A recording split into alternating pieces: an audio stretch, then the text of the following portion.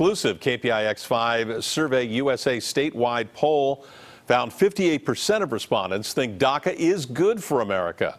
Only 13% think it's bad, 29% are not sure. And 63% think that Congress should pass legislation to continue a version of that program.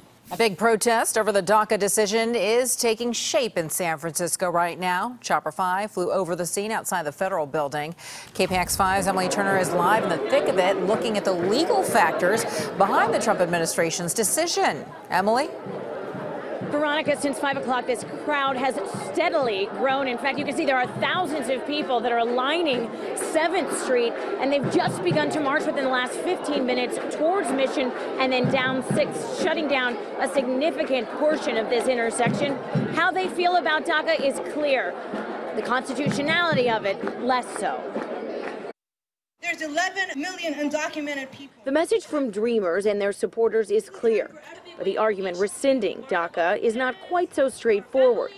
U.S. Attorney General Jeff Sessions says President Obama abused his power as president when he created it, making the program unconstitutional. The executive branch, through DACA, deliberately sought to achieve what the legislative branch specifically refused to authorize on multiple occasions.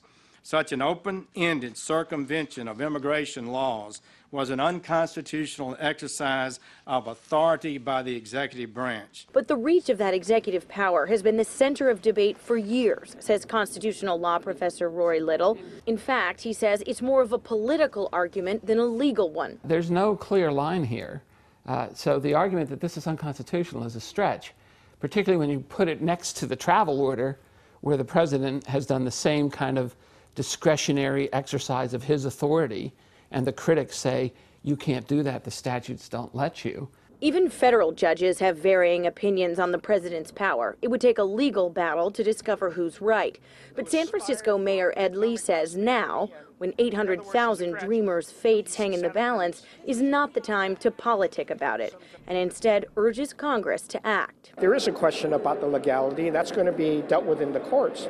But apart from that, what do you do during this time? And is there a hurry to get rid of people who are actually contributing to the economy of this country in the most prolific ways?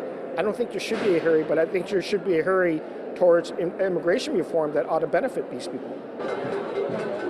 And there are actually some cars who are unfortunately in the wrong place at the wrong time who are now stuck in this large crowd that, again, continues to grow in the last 10 minutes. The volume has increased, as has the level of enthusiasm. So far, everything has remained peaceful and enthusiastic, but there are extra police here on hand. In fact, I've even seen some federal agents. We'll continue to monitor the situation and, of course, bring you any updates as we get them. Reporting live in San Francisco, Emily Turner, KPIX 5.